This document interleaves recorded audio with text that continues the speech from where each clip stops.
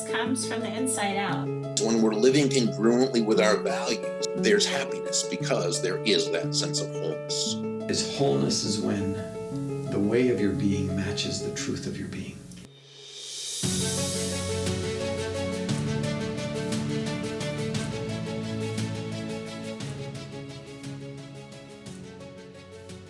This is the last episode in our series on the Fifth Agreement, and I have really enjoyed going over this and kind of slowly breaking it apart. It's been really helpful for me. I hope it's given some things to you along this journey.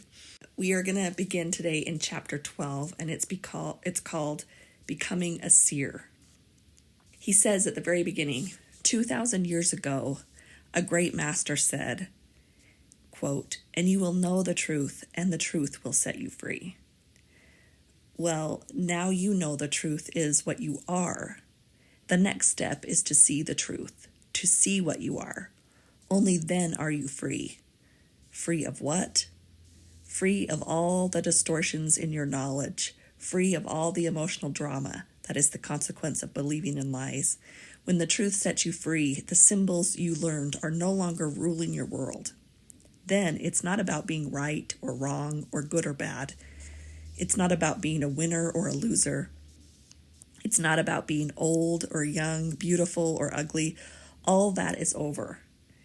It was nothing but symbols. You know that you are totally free when you no longer have to be the you that you pretend to be. This freedom is profound. I love what he said in the beginning. Truth is what you are. Truth is what you are. At the beginning, I talked about how sometimes this book makes people feel uncomfortable because he talks about lies and everything, but you get to the end, and I think that he brings it back into something that we can understand. That all the stuff that's happened to us, all the stuff that we thought we needed, all the stuff that we judge that we are, is not who we really are. We are the truth. He's trying to teach you who you really are, what the truth really, really is, by letting go of all these things that we assume or that we judge. In the book, they say, imagine being yourself and not trying to convince anybody of anything. Imagine just by being yourself, you are happy, and that wherever you go, heaven is going with you, because you are heaven. Imagine living with this kind of freedom. Yes, the truth will set you free, but first you need to see the truth. And that's what this book's about. He begins to define what he means by a seer, becoming a seer. He says, when you let go of knowledge and go beyond symbols, at a certain point in your life, you start to become a seer. A seer is a dreamer who has mastered the dream, who has learned to see. And that is the point of this book, to master that dream, to see it. They go on to say, if you are willing to invite the truth, you will find that your story, whatever you say it is completely false. You know that the story of you is not the truth. Again, like I was saying before, that all of this construct, all these things that we have thought are not the truth of who we are, this part of us that is true. This understanding of who we are is a miracle, and it reminds me of the introduction to A Course in Miracles, which would be a beautiful podcast, but I think it would be a year-long. Well, it would be, because there's exercises for every day. But in the beginning of the Course in Miracles, it begins like this. It says, this is a course in miracles. It is a required course. And the way that speaks to me, it just means at some point we're going to have to learn the miracle of who we are, the miracle of life, to see things in beauty and love and peace, and not just try to overcome. That we see the beauty in even those things that we want to overcome, whether we want to or not. we will learn the language of miracles. Back to the fifth agreement, they say in any novel, in any movie or real life drama, the highest point of the story is the moment of truth. Before then, all of the drama in the story is building and building.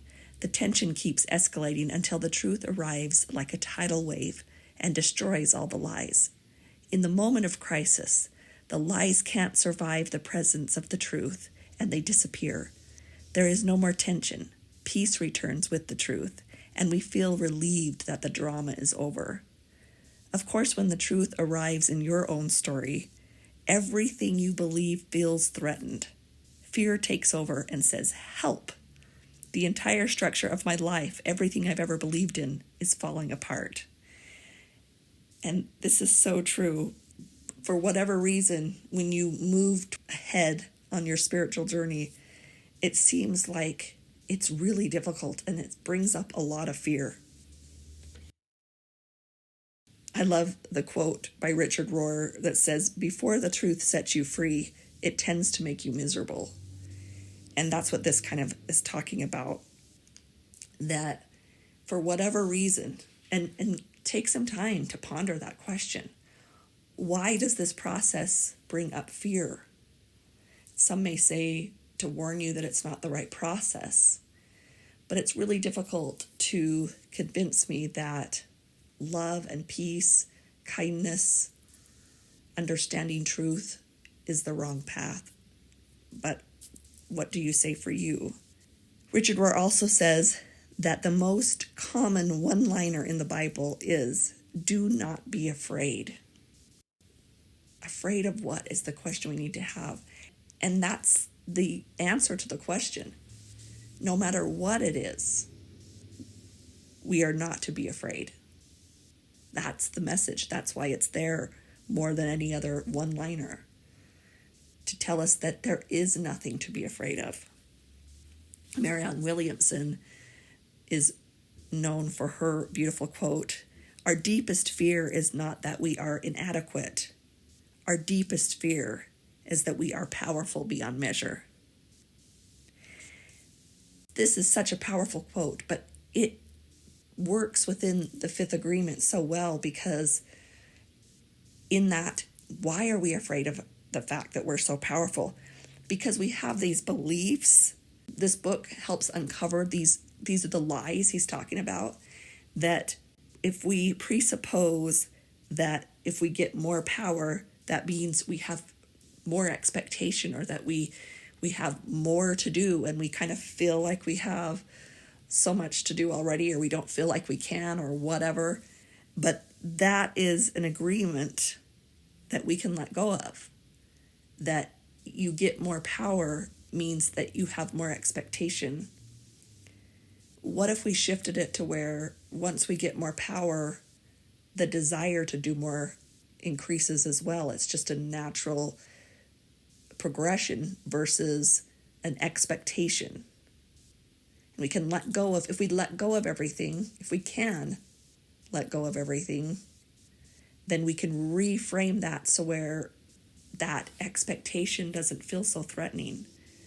And it just becomes whatever new things we feel to do are from a different place, from this powerful place. That's one of the lies I think we need to let go of, is this idea that expectation comes when you have more. That just the way that kind of sits in our souls. Back to the book, they say, before you become a seer, you are far from the simplicity of life, very far from it. You believe that you know everything. You have so many great opinions, and you try to impose your opinions on everybody else. Once you become a seer, everything changes. When you become a seer, you see what is behind the story. Once you become a seer, you see everything that other artists do to themselves, but your point of view is completely impersonal. The process of unlearning takes you to a place where there is no longer a judge and a victim in your story. It's just a story, and you know that it's your creation, but it's just as if it's happening to somebody else. You see all the stories. You see all the symbols. You see how people play with all of that. But it has no effect on you. It doesn't defend you because you are completely immune. You see faces. You love faces. But you are also aware that there is something that doesn't belong to your dream. It's the personal dream that other artists are dreaming. And you have complete respect for their dream. A few chapters ago, he talked about, it was one of my favorite quotes from the book, about what if the last judgment was the last day that we judged anything. So with that in mind, this quote says, "The day of your last judgment could almost be here. It's up to you. If you can convince the tyrant to stop judging, then very soon everything will change for you. Imagine that instead of being your adversary, the tyrant becomes your ally. And instead of guiding your life into drama, it helps you keep the peace. When the tyrant becomes your ally, it never goes against you again. It never sabotages you again. It facilitates whatever you want to create. Then the mind becomes a powerful tool of the spirit. It becomes a powerful ally. The result is a completely different dream, your personal heaven. In the dream of heaven, you completely surrender to life, knowing that everything is just the way it is. And because you accept everything as it is, you no longer worry about anything. Your life becomes exciting. Getting rid of the fear, then he tells us how to do that. He goes on, when you surrender to life, everything changes just like magic. You surrender to that force that is coming through your body, through your mind, and it's a whole new way to see life. It's a way of being. It's being life. You are happy because you are truth. You are happy wherever you are, whatever you do. Even when you are bored, you enjoy life. Even when you create problems, you enjoy life. You are free, and it is the freedom of a dream master who is not attached to the dream. You hook into the dream with your attention, and you unhook it from it whenever you want. You begin to use your experience as tools, as your creation. You work with it. You mold it. You shape it. Instead of being sucked in and tumbled around and beat up, kind of. Moving on to chapter 13. This one's called The Three Languages. And he begins, the fifth agreement is the most advanced teaching of the Toltec because it prepares us to return to what we really are, messengers of truth. But the real goal is the fifth agreement because it takes us beyond symbology and makes us responsible for the creation of every word. The fifth agreement helps us to recover the power of belief that we invested in symbols. And when we go beyond symbols, the power that we find is incredible because it's the power of the artistic creator, the power of life, the real us.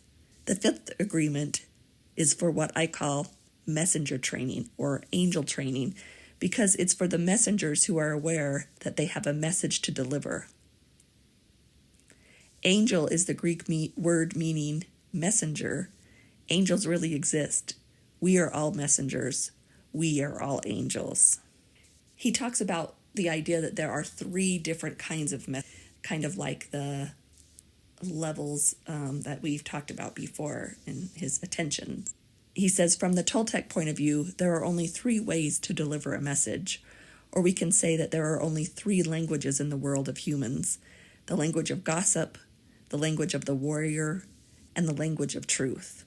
I think it's so fitting that there's these three languages of the gossip, and think about what that means. Think about gossip as talking about others. We kind of gone through these stages where we're kind of obsessed with fitting in, and we're looking at what other people are doing, and we're in this state of gossip where everything's in comparison to each other, maybe. And then moving on to the voice of the warrior, or the message of the warrior, where we're either fighting for or against. Or think about the truth and see how when we speak with love to others, to all others, how elevated that is, how enlightened that is. And so that progression, thinking about communicating, I remember me and my husband went to therapy one time, and early on in therapy, we were having a discussion trying to explain, probably an argument, I don't even remember what it was, but she stopped us and taught us this important truth. And what she said was that in this communication that we were having, in my home growing up, we were very loud and very opinionated type people. So in my timbre, in my rhythm, in my inflection of my voice, I'm going quicker and faster. But to me, in that talking, it felt like on a scale of 1 to 10, 1 being very, very calm and 10 being, an angry fight.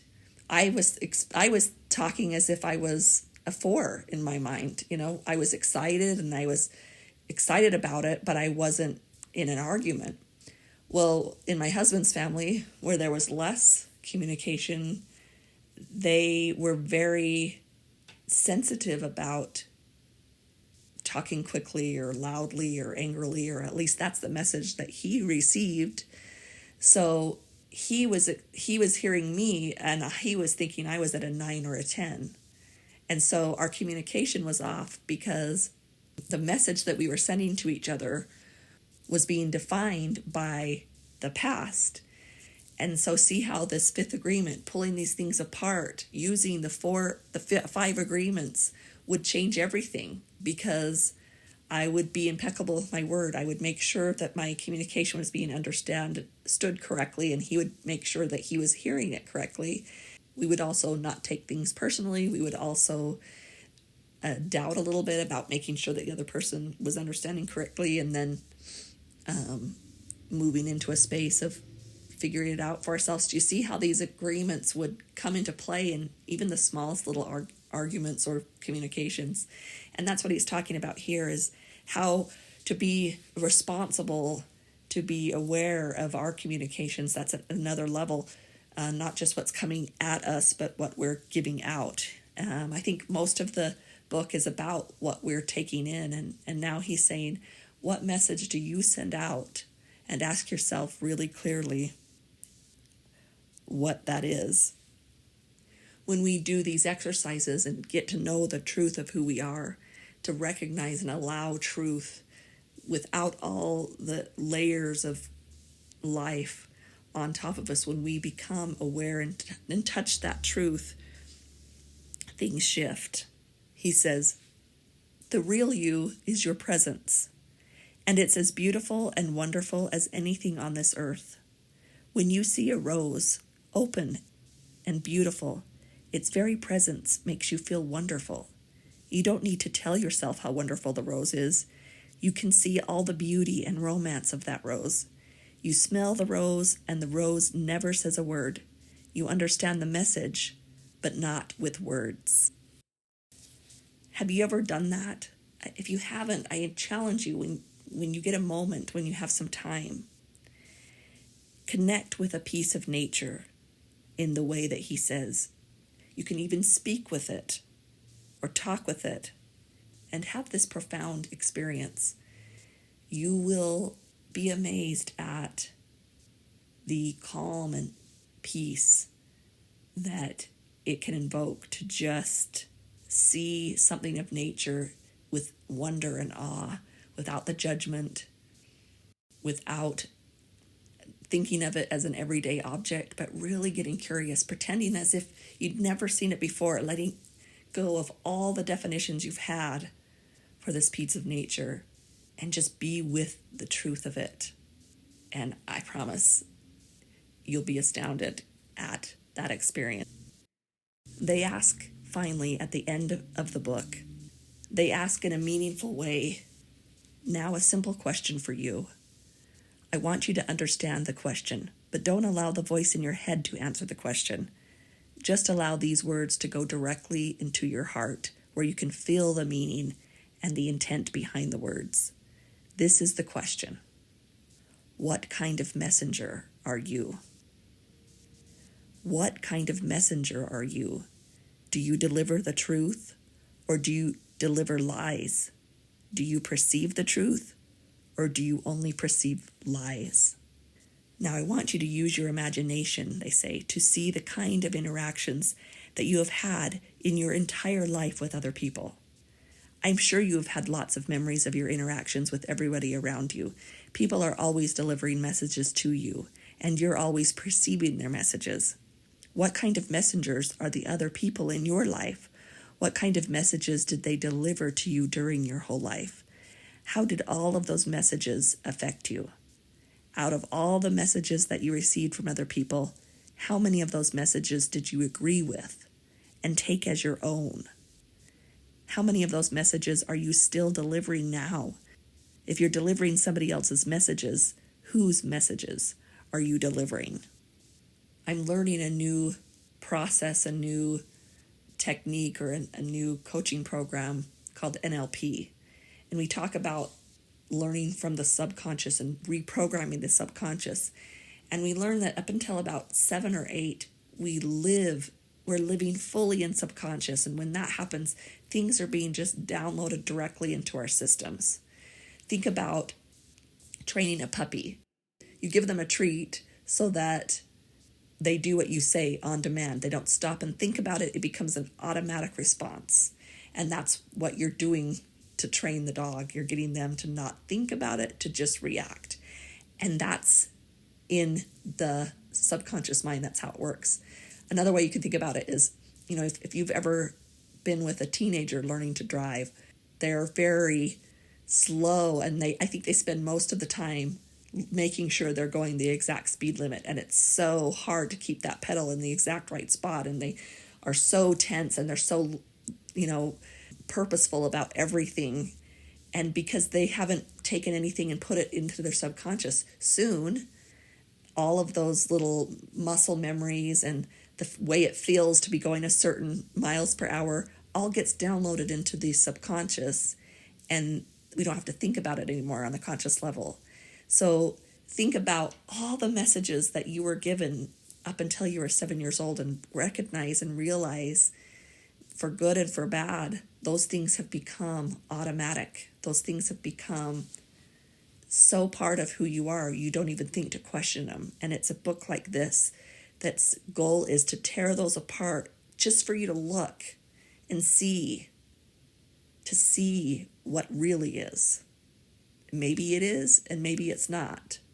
But so many times we haven't chosen or been aware of the messages that've been given to us and how we portray those messages out to the world. And that is why I loved this book. And finally, in the epilogue is an invitation. And we'll finish with this quote. I hope you've enjoyed this book. I hope that you can look through and read it for yourself. In the show notes, I put a link to where you can get the book. And it's fascinating. It's something you can read over and over again. But we'll close with the epilogue, which is an invitation.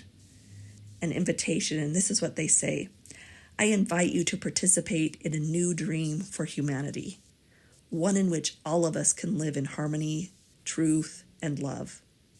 In this dream, people of all religions and of all philosophies are not just welcomed, but respected.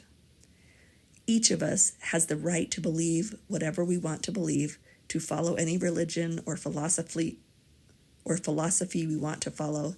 It doesn't matter whether we believe in Christ, Moses, Allah, Brahma, Buddha, or any other being or master.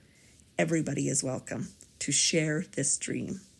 I don't expect you to believe all my stories, but if they resonate inside you, if you can feel the truth behind the words, then let's make one more agreement. Help me change the world. Of course, the very first question is, how are you going to change the world? And the answer is easy. By changing your world. You will change the world by loving yourself, by enjoying life, by making your personal world a dream of heaven. And I ask you for your help because you are the only one who can change your world. If you decide that you want to change your world, the easiest way is by using the tools that are nothing but common sense. The agreements are tools to change your world. If you are impeccable with your word, if you don't take anything personally, if you don't make assumptions, if you always do your best, and if you are skeptical while listening, there won't be any more war in your head. There will be peace. We invite you to the wholenessnetwork.com, where you'll find the Wholeness Library. Inside, you'll find tutorials, downloads, mini classes, and all sorts of streaming content for you on your wholeness journey.